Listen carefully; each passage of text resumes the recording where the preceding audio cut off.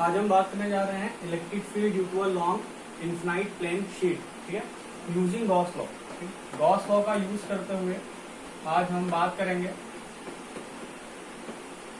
एक अगर infinite plane sheet है तो उसकी वजह से हम इलेक्ट्रिक फील्ड को कैसे फाइंड करेंगे किसी एक पॉइंट आर पे। तो मैं एक इनफाइनाइट प्लेन शीट यहाँ पे ड्रॉ कर लेता हूँ सिंपल। ये आपके पास एक इनफाइनाइट प्लेन शीट है। इस शीट से आर डिस्टेंस पे आप मैं शीट को थोड़ा सा और अच्छा बना दूं।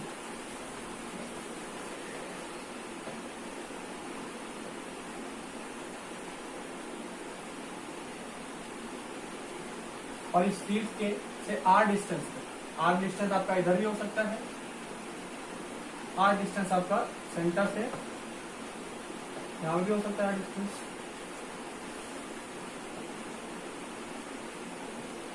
तो अगर आर डिस्टेंस पे कोई पॉइंट है तो उस पॉइंट पे इलेक्ट्रिक फील्ड का एक्सप्रेशन क्या बनने वाला है, हम इसके बारे में आज बात करेंगे, ठीक है। तो हमने इससे पहले क्या कहते हैं इनफाइनाइट लॉन्ग वायर या लॉन्ग वायर की वजह से इलेक्ट्रिक फील्ड का एक्सप्रेशन आया था गॉस लॉ का यूज करते हुए, ठीक है। तो गॉस लॉ का यूज करने के लिए हमको सिंपल क्या चाहिए होता है, गॉसियन सरफेस ही होता है। और हमको पता है गॉसियन सरफेस कैसा होता है, क्लोज होता है। तो गॉसियन सरफेस कैसे चूज करते उसका तरीका बताया था कि प्लेन शीट से आर डिस्टेंस पे लाई करने आप सारे पॉइंट सिलेक्ट कर लो। तो यहाँ पे अगर मैं आर डिस्टेंस पे लाई करने सारे पॉइंट कलेक्ट करता हूँ तो मुझे एक तो यहाँ पे स्क्वायर शेप मिल सकता है, एक रेक्टेंगुलर शेप मिल सकता है और एक सर्कुलर शेप मिल सकता है। तो आप पे डिपेंड करता है, आप स्क्वायर जिससे सारे पॉइंट में कलेक्ट करो तो ऐसे स्क्वायर मिल सकता है, ठीक है। चाहे तो आपको वो रेक्टेंगल मिल सकता है ऐसे, ठीक है। उस बात को मेरे ख्याल सब समझ रहे होंगे कि आर डिस्टेंस पर अगर हमको इलेक्ट्रिक फील्ड फाइंड करनी है तो अगर आर डिस्टेंस चाहूँ तो एक स्क्वायर ऐसा एज्यूम कर सकता हूँ, ऐसे स्क्वायर चाहूँ तो एक रेक्टेंगल एज्यूम कर सकता हूँ, सारे पॉइंट आर इसमें लग जाएंगे। और चाहूँ तो एक सर्कल एज्यूम कर सकता हूँ, ठीक है। तो मैं यहाँ पे सर्कल लेके कर रहा हूँ, आप लोग स्क्वायर लेके कर सकते हैं, रेक्टेंगल लेके कर सकते हैं, ठीक है। तो अगर मैं यहाँ पे आर डिस्टेंस पे एक सर्कल एज्यूम करता हूँ तो ध्यान में एक सर्कुलर शेप एज्यूम करता हूँ तो आर डिस्टेंस पे इधर भी क्या हो जाएगा, एक सर्कुलर एज्यूम हो जाएगा। और अगर मैं यहां से गॉसियन सरफेस ड्रॉ कर लेता हूं तो आप थोड़ा सा अगर ध्यान दें तो ये गॉसियन सरफेस कैसा है, सिलेंड्रिकल है। देखो हमने क्या किया है, सिलेंड्रिकल गॉसियन सरफेस जूम किया है। और इस सिलेंड्रिकल गॉसियन सरफेस की हेल्प से हम क्या करेंगे, आर डिस्टेंस पे, ठीक है, या एक्स डिस्टेंस पे आर डिस्टेंस जो भी आप मानना चाहे मान सकते हैं, इलेक्ट्रिक फील्ड का एक्सप्रेशन बनाएंगे, ठीक है। ये आपके पास आर डिस्टेंस है यहाँ सेंटर से, यहाँ ये सेंटर आपका हुआ, इधर से ये डिस्टेंस आर और इधर से ये भी डिस्टेंस कितनी है, हमने आर ही मान रखी है। सिस्टमैटिक राइट कर दूं, ये मान रखा है, ठीक। अब करना क्या है, बस सिंपल अगर हम किसी तरीके से फाइंड कर लें कि ये जो सरफेस है वो कितना चार्ज इनक्लोज कर रहा है, ठीक है। ये जो गॉसियन सरफेस है कितना चार्ज इनक्लोज कर रहा है, तो एक तो बाय डेफिनेशन हमको फाइंड करना पड़ेगा फ्लक्स, और एक गॉस लॉ की हेल्प से फाइंड करना पड़ेगा फ्लक्स। तो बस दोनों तरह से फ्लक्स को फाइंड करेंगे और उसको इक्वेट करेंगे और सॉल्व करके आप बता देंगे कितना आपका इलेक्ट्रिक फील्ड आ रहा है। तो वही करते हैं। तो डिफिनेशन के अकॉर्डिंग फ्लक्स क्या होता है, वो close integral E dot D होता है। अब हम चाहे तो इस क्लोज इंटीग्रल को ब्रेक कर सकते हैं। जैसे क्लोज इंटीग्रल जो है उसका एक एरिया तो ये हो जाएगा, एक एरिया ये हो जाएगा और एक कर्व वाला एरिया हो जाएगा। तो मैं 3 पार्ट में डिवाइड करता हूँ, इसको एरिया 1 मान लेता हूँ, इसको 2 मान लेता हूँ, इसको 3 मान लेता हूँ, ठीक है। अब देखो इस वाले का एरिया वेक्टर इस डायरेक्शन में होगा, इसको मैं A1 बोल दे रहा हूँ, इसका अपवर्ड होगा इसको A2 बोल दे रहा हूँ, इसका आउटवर्ड होगा इसको A3 बोल दे रहा हूँ। और थोड़ा सा ध्यान दीजिएगा, हम मान लेते हैं कि यहाँ पे जो चार्ज है वो प्लस क्यू चार्ज है। तो प्लस क्यू चार्ज होने की वजह से जो इलेक्ट्रिक फील्ड होगी वो किधर होगी, आउटवर्ड डायरेक्शन में। इधर भी कैसी होगी, आउटवर्ड डायरेक्शन में, ठीक है। तो इलेक्ट्रिक फील्ड की डायरेक्शन में बता दी और एरिया वेक्टर डायरेक्शन हमने देखा ही हुआ है। तो हमको करना क्या है, बस इस क्लोज इंटीग्रल को सॉल्व करना है। तो हम इस क्लोज इंटीग्रल को सॉल्व करते हैं। यहां से इस क्लोज इंटीग्रल को मैं कर सकता हूँ, ओपन कर सकता हूँ, ये बोल दूं कि फेस 1 के लिए हमको ई डॉट डी ए चाहिए, प्लस इंटीग्रल फेज 2 के लिए हमको ई डॉट डी ए चाहिए, प्लस हमको फेज 3 के लिए ई डॉट डी ए चाहिए। और तीनों ही फेज का अगर मैं कंप्यूट करके ऐड कर लूंगा तो मुझे क्या निकल आएगा, टोटल फ्लक्स निकल आएगा, ठीक है।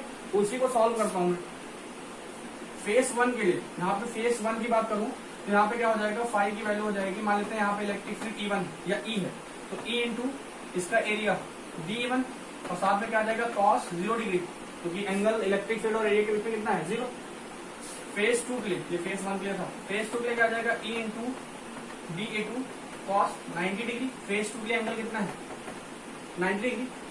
फेस 3 के लिए क्या हो जाएगा E into DA3 into cos का 0 डिग्री, क्योंकि यहाँ भी एंगल कितना है 0 डिग्री। तो देखो ये वाला टर्म जो है, ये वाला टर्म क्या हो जाएगा, ये हो जाएगा 0 के इक्वल, मतलब कट जाएगा, खत्म हो जाएगा, ठीक है। तो यहाँ बचेगा क्या, जो फाई की वैल्यू है, मैं यहाँ पे राइट करता हूँ, फाई की जो वैल्यू है वो यहाँ पे आ जाएगा E DA1 cos 0, यहाँ पे E DA3 cos 0, तो क्या आ जाएगा E DA1 E DA3। E बाहर है क्योंकि सब सारे पॉइंट r डिस्टेंस पे इस एरिया पे, तो E बाहर आ जाएगा। DA की वैल्यू मान लेते हैं कि एरिया कितना है, ये A है, ठीक है, प्लस यहाँ पे कितना आ जाएगा, ये भी एरिया कितना आ जाएगा, A आ जाएगा, हमारे पास आ जाएगा 2E टाइम्स A, ये आपके आ जाएगी फाई की वैल्यू। इस बात को समझिए आप लोग, एक बार फिर से समझा देता हूँ। हमने क्या किया, बाय डेफिनेशन लिखा है, close integral E dot D निकाला है। क्लोज इंटीग्रल को पहले क्या किया है, फेस 1 फेस 2 और फेस 3 के लिए ब्रेक कर लिया है, तो तीनों एरिया अलग अलग ले लिए हैं। फिर हमने इसको क्या किया, E डॉट डी, जो डॉट प्रोडक्ट था उसको हमने फॉर्मूले का फॉर्म राइट किया, E डी कॉस थीटा, यहाँ पे कॉस 0 हो गया क्योंकि E और A का एंगल 0 है फेस 1 के लिए। फेस 2 के लिए क्या है, उनके बीच का एंगल 90 है, और फेस 3 के लिए क्या है, एंगल अगेन 0 हो गया है। तो फिर जिसके लिए एंगल 90 है वो क्या हो जाएगा, 0 हो जाएगा। तो हमने दो टर्म बचे थे उनको राइट कर लिया कि ये फेज 1 का था, ये फेज 3 का था। फिर हमने क्या किया, इलेक्ट्रिक फील्ड को बाहर निकाल लिया, एरिया दोनों का क्या है, इक्वल था, तो हमने A रख दिया, सम करने में क्या आ गया 2A आ गया। तो बाय डिफिनेशन हमने देखा कि इलेक्ट्रिक फ्लक्स क्या आ गया है, phi is equal to 2EA। तो ये आप स्क्रीनशॉट ले लीजिए, फिर इसके आगे इसको सॉल्व करते हैं। मेरे ख्याल से स्क्रीनशॉट हो गया होगा, ये हटा दे रहा हूं मैं, और इसको मैं यहीं पे राइट कर देता हूं कि बाय डिफिनेशन जो वैल्यू हमको मिली है वो कितनी मिली है, 2 टाइम्स ये मिली, ये बाय डिफिनेशन मिला हमें, ठीक है। अब according to Gauss law, according to Gauss law निकालते हैं। तो अकॉर्डिंग टू गॉस लॉ जो फाई होगा वो क्या हो जाएगा, Q इनक्लोज्ड अपॉन का एप्सिलॉन नॉट। अब ये देखना है हमको किस एरिया में कितना चार्ज इनक्लोज है, तो यहाँ पे हम लेट कर लेते हैं, हमको ये इनिशियली लेट करना चाहिए था। लेट, ये सबसे पहला वैल्यू देगा, लेट सरफेस चार्ज डेंसिटी वो कितनी है, वो सिग्मा है। लेट कर लेते हैं, सरफेस चार्ज डेंसिटी कितनी है, सिग्मा है, ठीक है। तो ये एरिया A था, क्योंकि ये भी एरिया है, ये भी एरिया है, चार्ज इनक्लोज कितना हो जाएगा, सिग्मा टाइम्स A अपॉन का एप्सिलॉन नॉट।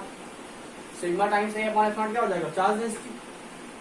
तो चार्ज डेंसिटी सिग्मा है, तो चार्ज इनक्लोज कितना हो जाएगा, यूनिट एरिया पे चार्ज सिग्मा, तो एरिया पे कितना हो जाएगा, सिग्मा इंटू A और अपॉन का एप्सिलॉन नॉट। अब दोनों ही फाई को जैसे इसको मान लेते हैं इक्वेशन 1 है, इसको 2 है, दोनों को इक्वेट कर लेते हैं। तो यहाँ से आ जाएगा 2EA की वैल्यू आ जाएगी sigma A upon epsilon not, तो A से कट जाएगा। यहाँ से जो E की वैल्यू मिलेगी वो क्या मिल जाएगी, सिग्मा अपॉन 2 एप्सिलॉन नॉट। ये आपका हो जाएगा इलेक्ट्रिक फील्ड।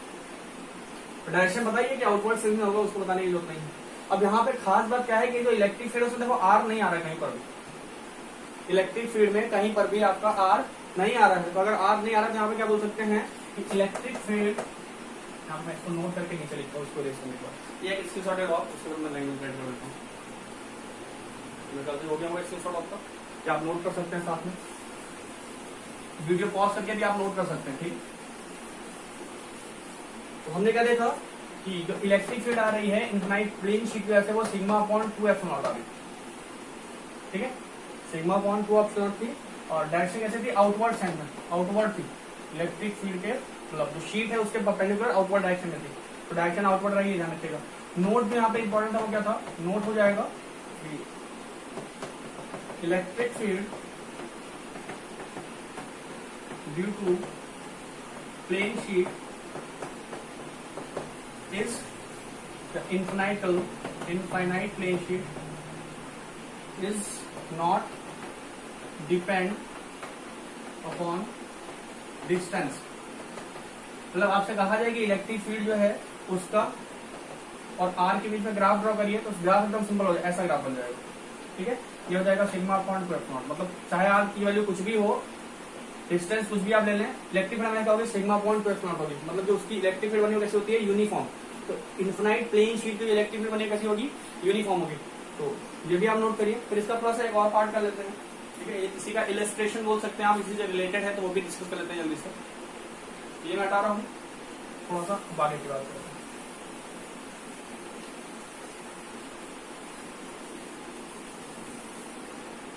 सपोज कर लो आपके पास दो प्लेन शीट,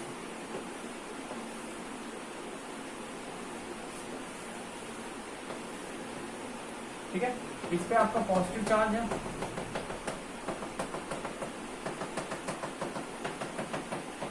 इस पे आपका नेगेटिव चार्ज है,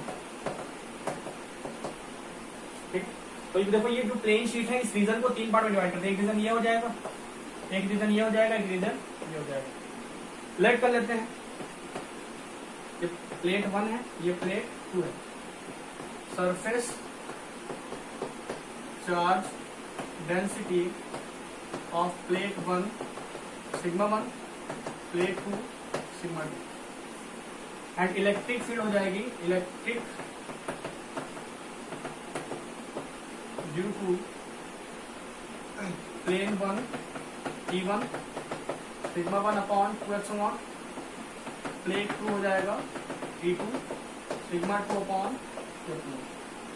अब यहाँ तो प्लेट 1 की इलेक्ट्रिक फील्ड को यहाँ पे कैसे होगी, ये हो जाएगा E1, इधर भी कैसा हो जाएगा E1, और यहाँ भी क्या हो जाएगा, रीजन 3 में कितना होगा E1। मैंने सब डैश बना दी, पॉजिटिव हमेशा आउटवर्ड होती है ना, अब निगेटिव बनाते हैं, निगेटिव 2 के लिए क्या हो जाएगा, E2 के लिए कैसी हो जाएगी, इधर रीजन में बीच वाले में माइनस की तरफ, थर्ड में कैसे आ जाएगी, इधर आ जाएगी E2 की वैल्यू, और इधर कितनी आ जाएगी, निगेटिव की तरफ, यहाँ कैसे आ जाएगी एग्जैक्टली, ठीक है। तो रीजन 1 में